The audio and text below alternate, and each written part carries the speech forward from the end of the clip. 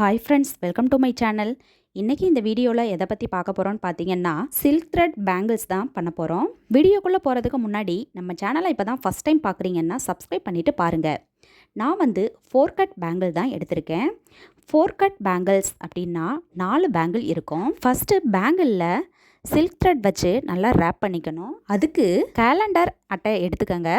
அதில் 40 முறை சுற்றி எடுத்துக்கோங்க. இப்போது அந்த நூலை பேங்கிளில் வச்சு நல்லா ரேப் பண்ணிக்கணும். ரேப் பண்ணி முடித்ததுக்கப்புறமா நம்ம குந்தன் ஸ்டோன் வச்சு ஒட்ட ஆரம்பிக்கலாம். அதுக்கு நான் ஸ்கொயர் ஷேப்பில் இருக்கக்கூடிய க்ரீன் கலர் குந்தன் தான் எடுத்திருக்கேன். ஃபஸ்ட்டு அதை இந்த மாதிரி வச்சுக்கோங்க. அதுக்கப்புறமா 3 mm ஒயிட் கலரில் இருக்கக்கூடிய குந்தன் ஸ்டோன் சைடில் இப்படி வச்சுக்கலாம். இந்த மாதிரி வளையல் ஃபுல்லாகவே குந்தன் ஸ்டோனை வச்சுக்கிட்டே வரணும். வச்சு முடித்த பிறகு காட்டுறேன் பாருங்கள், சூப்பரான டிசைனாக இருக்கும். இதே மாதிரி மீதம் இருக்கக்கூடிய 3 வளையலையும் நம்ம ரெடி பண்ணிக்கலாம். பாருங்கள், மீதம் இருக்கக்கூடிய வளையலையும் நம்ம இதே மாதிரி ரெடி பண்ணிட்டோம். பார்க்கும்போதே கண்ணை பறிக்கிற அளவுக்கு அவ்வளவு அட்ராக்ஷனாக இருக்குது. வீடியோ உங்களுக்கு பிடிச்சிருந்தா லைக் பண்ணுங்கள், ஷேர் பண்ணுங்கள், கமெண்ட் பண்ணுங்கள், மறக்காமல் சப்ஸ்கிரைப் பண்ணுங்கள். தேங்க்யூ.